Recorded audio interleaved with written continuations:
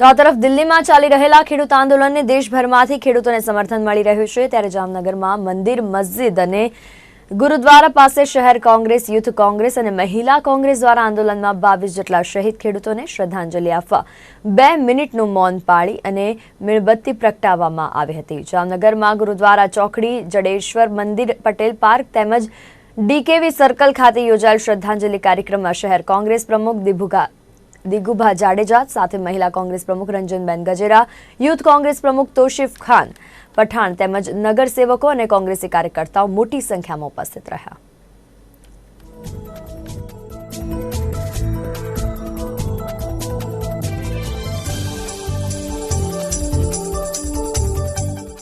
આજરોજ જામનગર શહેર કોંગ્રેસ સમિતિ દ્વારા દિલ્હીમાં જે કિસાનો જે કાયદાના વિરુદ્ધ લડત આપી રહ્યા છે તેવા 29 ખેડૂતો એક મહિનામાં શહીદી હોરી છે, તેના અનુસંધાને આજે ગુજરાતભરમાં કોંગ્રેસે એનું સમર્થન કરી અને આ ખેડૂતોનો જેનું મૃત્યુ થયું છે, તેને શહીદો થયા છે, તેના ઓરે ગામડે ગામડે જ્યાં મંદિરો હોય, જ્યાં ગુરુદ્વારો હોય, જ્યાં મસ્જિદો હોય, તેમની આત્માને શાંતિ મળે એના માટે એક પ્રાર્થના કરવા માટે સર્વ કોંગ્રેસ પરિવારો આજે એમની ગુરુદ્વારા જઈ જામનગર અને આજે સર્વ કોંગ્રેસ પરિવારે મૌન આપી અને એમના આત્માને શાંતિ મળે।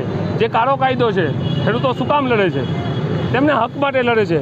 જે 3 કાળા કાયદા છે એ કાળા કાયદાઓ દૂર થાય, આવનારી જે આ ભાજપની સરકાર છે એને આવનારી પેઢીનો જે ખેડૂતોનો બચાવ થાય એના માટે આ ખેડૂતો રોડ ઉપર આજે ઘણા સમયથી છે, છતાં પણ આ નિંભરી સરકાર હલતી નથી।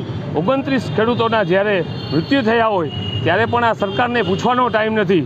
માટે ભગવાન આ સર્વ ખેડૂતોના આત્માને શાંતિ આપે અને હર હંમેશા કોંગ્રેસ પરિવાર એમના પરિવાર સાથે ખંભો મિલાવીને લડશે। જય હિન્દ, જય ભારત।